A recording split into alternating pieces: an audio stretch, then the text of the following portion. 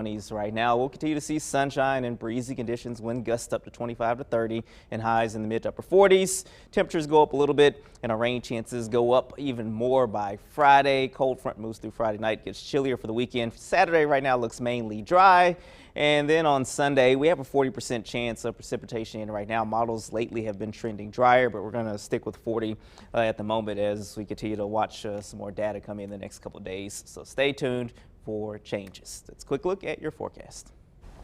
I love how you describe yourself, Triad. You're so funny. Like, I'm a smile child who gets easily distracted. I saw the thing and I was like, oh man, I want to just like reach in there and I don't know. It was like a hallway of just, anyway. It was a monitor of you behind you and then another you. It kept repeating. It kept going. It was pretty cool. But now Ed is back. Hello. Hello. Well, we don't want him to stand out there for nothing. Exactly. He was out there. I heard him, but we couldn't see him. But now we can see him, so that's good. All good now. All right. Well, I'm glad Ed is back because it's going to take two of you to explain this next phenomenon, if we can call it. If you feel as though this winter is colder than normal, there is a reason for that. Chief Meteorologist Tim Buckley tweeted yesterday that it marked 40 days in a row with a high temperature below 60. Yeah, it's January, yeah, it's winter, but this has only happened 13 times before. The last time was 2011, and we could keep up with the below 60 trend for the next 2 weeks. You know, we really can't complain too much when you see the Northeast right now covered in snow. This record-setting snowstorm isn't even in the rear view yet. Meteorologists already predicting another weather pattern that could bring another major snowstorm to the area. According to AccuWeather, a blast of Arctic air will put nearly 2/3 of the country into a deep freeze that will bring some of the season's lowest temperatures yet. All right, so I want to bring everybody back into this conversation here. We'll start with our crew of meteorologists. Is this a thing now? It is at the moment. And I don't think it's going to get above 60 anytime soon. Looking at some of the extended data, we have at least a week, maybe two, of temperatures below 60. So, you know, we're just kind of stuck with that. So enjoy. I don't know what else to tell you. What do you think, Ed? Well, you know, there's kind of two ways you can look at this winter so far. We haven't had brutally cold air. I mean, in January, you know, sometimes we go down into the single digits and even near zero. Now, that's kind of rare. Taran, correct me if I'm wrong, but I think our coldest temperature at PTI so far this winter around 16 or 18. I haven't had a chance to look at the climate data, but we can certainly be colder than that. So it's kind of with our forecast. Sorry. Today. Sorry. My computer is acting so strange, and I apologize. Go ahead. But it's kind of interesting. While we haven't been brutally cold, we haven't had those little spikes in the high temperatures. And as I talked about earlier on the Good Morning show, you know, I can remember growing up, even as late as a teenager, us having 70-degree weather, 60, 65-degree temperatures in the middle of winter. And of course, unfortunately, my opinion, it hasn't happened so far this winter season. Yeah, I'm a more warm weather type of person as well. Coming from the Midwest, I could do without snow. But Terrell had a great question and tagged Ed Matthews in this. I'm sure you'll both want to weigh in, though, both of our meteorologists. He said, is it true that it has to be, or doesn't have to be super cold for it to snow? Let me make sure I have that version of the question correct. Is it true it's never super cold when it snows outside, Ed? Well, that is true. That is true. As a matter of fact, you've probably heard the phrase, can it be too cold to snow? Mm-hmm. The colder the air, the drier the air. You know, it's very interesting. You go to the North or South Pole. I mean, they're frozen tundras. They never thaw out. But as far as getting, you know, just a ton of snow and things like that, it really doesn't happen. It snows there. They have very windy conditions, but the moisture content of the air is very low. So there is some truth to that. The colder it gets, and I'm talking about really cold stuff, there's just not as much moisture in the air that would lead to a big snow. Yep, that's exactly right. The North Pole and the South Pole are deserts. And so you get a little bit of snow each year, and it doesn't melt, so it just continues to kind of pile on. So there you go. That's a very good question. All right, thanks Terrell for that. We appreciate it. Tracy, I know you perform the warm weather as well. Yeah, I perform warm sheets, warm jackets, warmth in work environments, warmth at home. Yeah, I'm a warm weather person, but you know, you think I'd have gotten used to it a little bit working and going to college in the Northeast, but I never did. And you know, being back home, I was hoping to escape the bitter cold temperatures, and though I have escaped the 3 feet of snow, the temperatures are still like always bothersome. But you know, feeling blessed that I'm able to heat up when I can, and I like to get these conversations over with so Ed Matthews can come inside too. Yeah. It feels so bad for you, Ed. Oh, I'm faring okay. Hey, it's nice and clear. Tracy, I want to ask you a question. I think you went to school in Connecticut. I did. Is that true? Do you recall what was the biggest snow that you remember while you were living there? Probably a snowstorm in 2006, 2007. I was working at a station in Massachusetts at the time, and it snowed for days. And I remember just, you know, staying at work for like a week or two. Like we were snowed in and trapped for a long time. But we had a shower and we had a washer, no dryer. But we were able to wash clothes and blow them dry. It was pretty terrible. Oh my gosh, yeah, I noticed we had a viewer here from New York. I'm sure you are snowed in as well if you're watching us from New York this morning. Stacey Spivey, what are our viewers saying on our Facebook feed? I'm so sorry. I was working here in 2006, so it had to be before that. I'm so sorry. That's what happens when you get my age. Okay, go ahead. Sorry. All right, Stacey, take it away. I mean, or it could be the pregnancy brain. I know I'm dealing with that right now, Tracy. So that's always an excuse, right? Well, I'm lucky that I've never had to live anywhere super cold. Actually, Roanoke, Virginia, which is where I moved from before I came here, is the coldest place I've ever lived. And it was too cold for me. So I'm just going to stay in the South from now on. But people are weighing in. I just asked, like, who's tired of these cold temperatures? Heather said, me. I sit next to a window while working from home, and I always bundle up in my burrito blanket when it gets cold enough. That sounds like me. I'm right next to a window, so I'm always cold at home. But Jason says he'd rather have somewhat cooler temperatures than burning up, because you can always put on more clothes. You can only take off so much. Yeah, that's right. Let's see. I know I had another good one. I'm looking for it. I can't find it. Oh, here it is. Okay, Tammy says, I think it might be good. The older people says it kills germs and bugs. I don't know, LOL. That is definitely right, because when we have cooler weather, that means less mosquitoes in the summer. And I think we can all agree that we are happy about that. So I was trying to respond to Amy Adams on our Facebook page. She commented about pregnancy brain, and I accidentally tagged the singer Amy Adams. Well, so Whoops. we'll see how that goes. I'm we'll excited. get a Maybe new she'll After watch GMS us. viewer. Yeah, I'm waiting for a reply from Amy Adams. But I wanted to talk to our Amy Adams about pregnancy brain. It is a mess, and I'm so embarrassed right now. Can I delete that? Like, how do I delete that? I don't know. I don't know if you can I'm until gonna the put my feed is computer over. away. It's not for me. I'm a basket case today. Just let it go. That is so funny. It's gone. I'm not doing it anymore. No, pregnancy brain is real. I remember that too. I once had the wrong countdown to Christmas on air, and people were like very not happy about that. Oh, no. I'm like, I'm sorry. I'm sorry, Christmas is not in 2 days. I forget what it was, but it was bad. Anyway, all right, let's check our morning headlines, and we'll get to our next talker today. A traffic alert, by the way, if you're heading out in Greensboro this morning. All southbound lanes of Battleground Avenue are currently closed at Green Valley Road due to a water main break. No word on how long that closure will last, but this is that busy area on Battleground, not far from the old Women's Hospital, now the Green Valley COVID Hospital, so be mindful of that. We'll keep you updated when it's cleaned up and those roads reopen on our website. Governor Roy Cooper is urging North Carolina schools to offer in-person learning. State officials said schools can still offer the option of remote learning. The governor and health secretary, Dr. Mandy Cohen, said research in our state has reaffirmed schools schools are safe for students as long as safety protocols are met. Dr. Cohen also said research continues to show younger children are less likely to contract and spread COVID-19.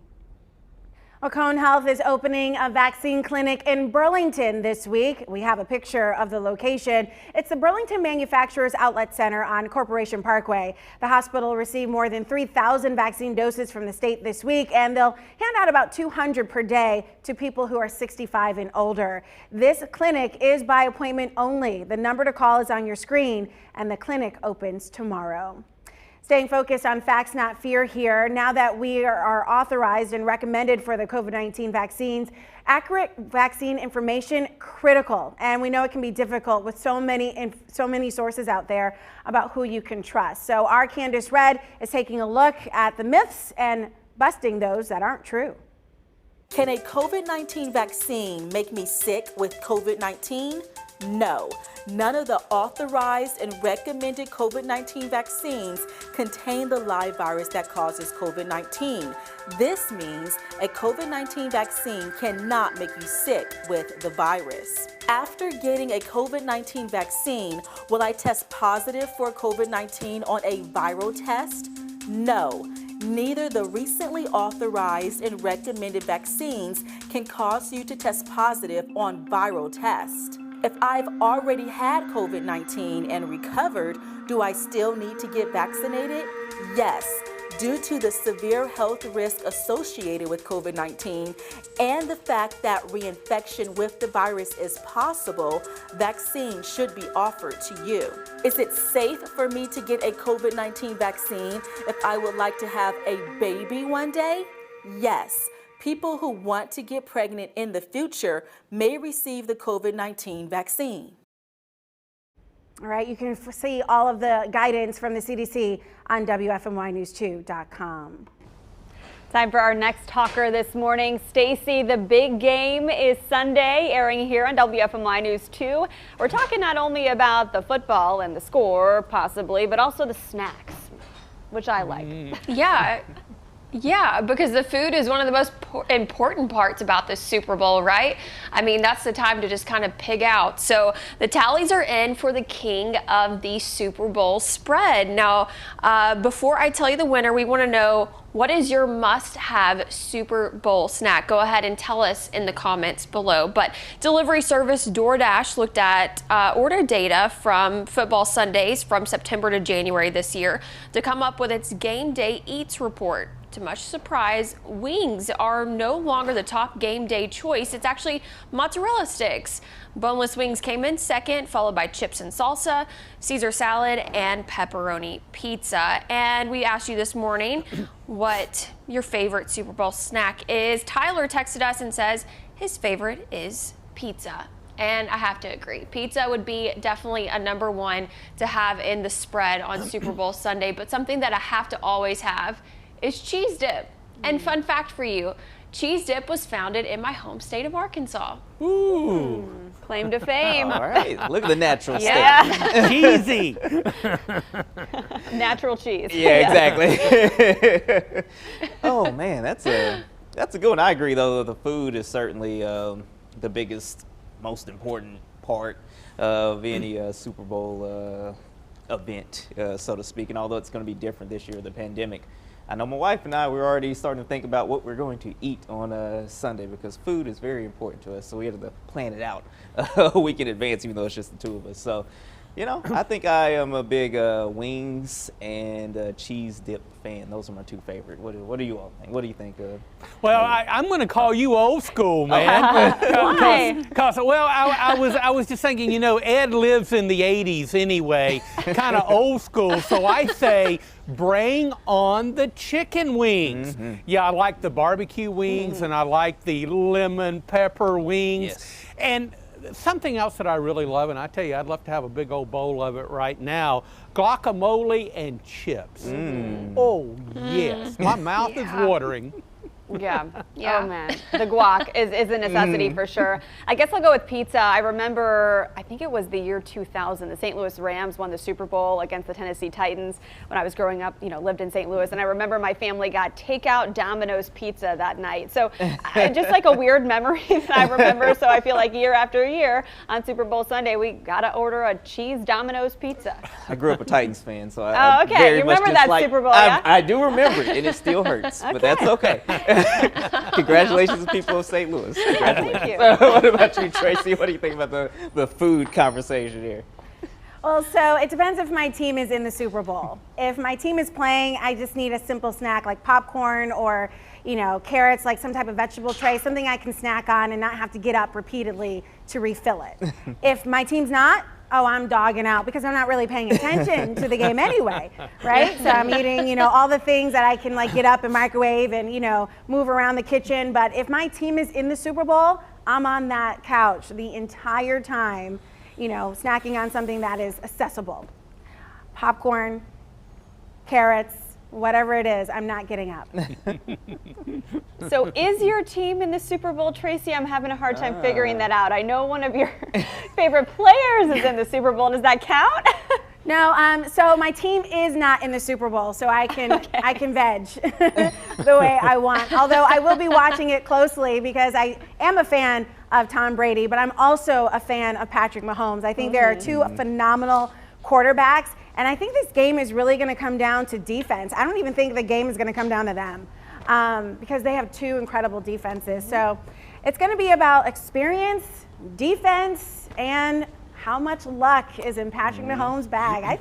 It's possible, back-to-back championships are possible, so we'll see.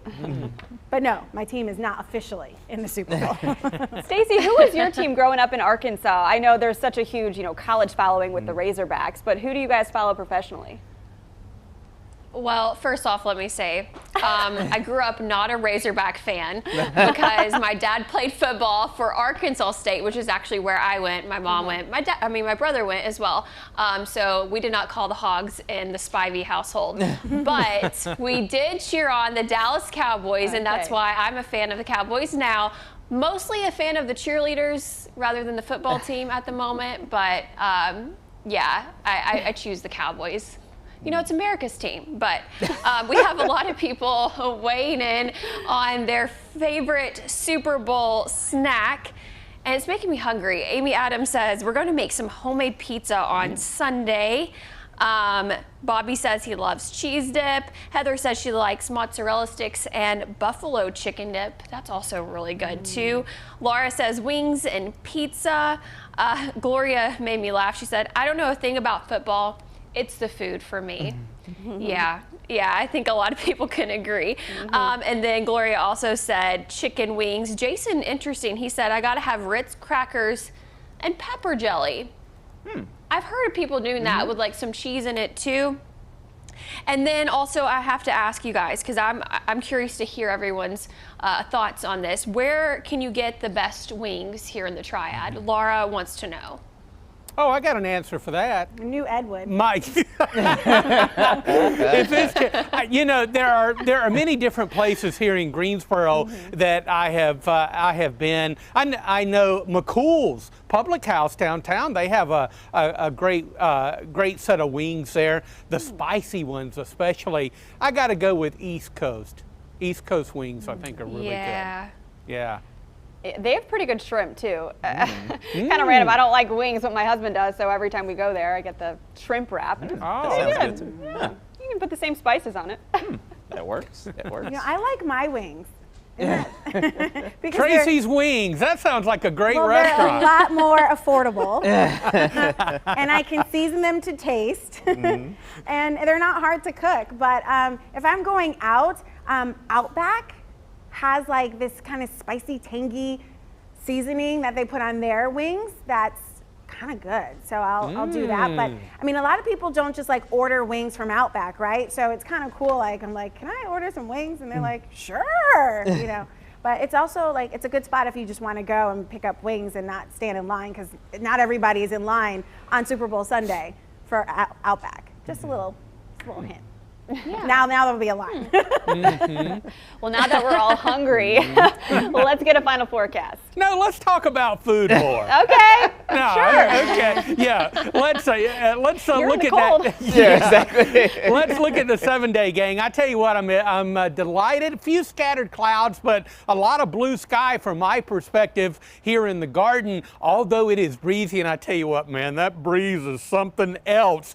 Wind chills this morning have been down into the teens. Now, we're on our way to the mid and upper 40s, but it'll feel colder than that as winds may gust up about 25, maybe even as high as 30 miles per hour. The winds subside a bit tonight. We'll drop into the frosty mid-20s. And then tomorrow we'll start Thursday with a good bit of sunshine, but clouds will build in the afternoon. It'll stay dry. We're looking at low 50s, and then we'll bring some rain in with a cold front on Friday. Saturday looks dry. Sunday, still some question marks, but yeah, the crystal ball is beginning to look a little bit clearer. We could see either some rain or snow, but as Taran and I have been telling you this morning, recent runs of the models in the overnight period kind of reveal that maybe the models are drying Sunday out a little bit more. So we're going to keep a low chance in there. You stay tuned, and of course, your forecast team is going to continue to refine that weekend forecast. I'm hoping for a dry weekend here in the Piedmont. We like it dry on weekends, at least. All right, thanks so much for tuning in. We appreciate you all for joining us here. We've had a lot of fun and some laughs. Yeah, I'll let you know if Amy Adams responds Okay. tomorrow. I'm sure she'll be nice, as I've now messaged her and said it was an accident, so I'm sure she'll be cool. All right, thanks so much for joining us, and after GMS, we'll see you back here tomorrow for another great round of conversations. Take care, everybody.